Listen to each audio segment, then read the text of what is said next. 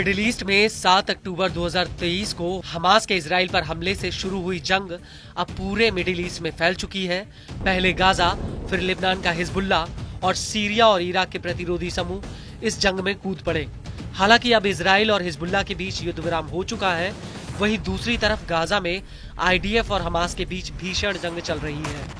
और इस सब के बीच यमन का हूती बार बार इजराइल का गाजा से ध्यान भटकाने के लिए उसके ऊपर हमले कर रहा है। हूती ने पहले लाल सागर, फिर अरब सागर और फिर हिंद महासागर और आखिरी में तेल अवीव तक हमले शुरू कर दिए। ईरान द्वारा खड़े किए गए मुखौटा संगठनों में हूती इकलौता ऐसा गुट है जो अभी भी इजराइल के ऊपर बमबारी कर रहा है। और अब इसी कड़ी में हूती ने एक बार फिर से इजराइल के ऊपर हमले का दावा किया है। दरअसल हूती के प्रवक्ता ब्रिगेडियर जनरल याह्या सारी का कहना है कि हूती के लड़ाकों ने इराक के प्रतिरोधियों के साथ मिलकर दक्षिणी कब्जे वाले फिलिस्तीन में एक अहम इजरायली टारगेट पर हमला किया है। इस हमले को लेकर सारी ने अपने बयान में आगे कहा कि इस हमले में कई ड्रोन्स का इस्तेमाल किया गया जो अपने टारगेट पर एकदम सटीक जाकर लगे हैं। आपको बता दें कि सीरिया में ईरान समर्थित बशर अल असद की सरकार गिर चुकी है। इसकी वजह से ईरान के मिलिशिया गुट कमजोर पड़ गए हैं और इसी वजह से अब हूती इराक के प्रतिरोधियों के साथ मिलकर इजराइल पर हमले कर रहा है।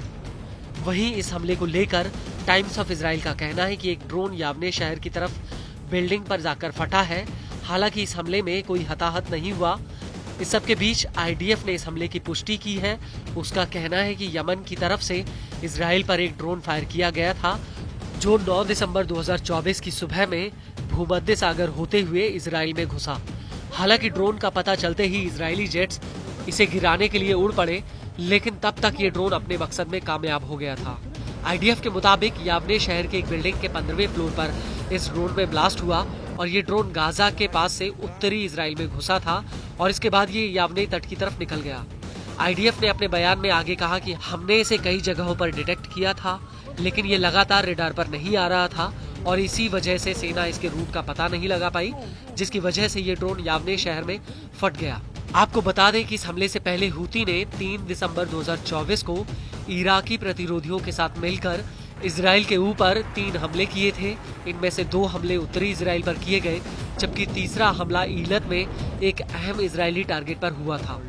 हूती के मुताबिक उसने इस हमले में कई ड्रोन्स का इस्तेमाल किया, लेकिन बड़ी बात यह है कि इस हमले से पहले हूती ने 1 दिसंबर 2024 को तेल अवीव पर हाइपरसोनिक मिसाइल फिलिस्तीन 2 से हमला किया था। हूती का दावा है कि उसकी ये मिसाइल टारगेट पर एकदम सटीक लगी थी।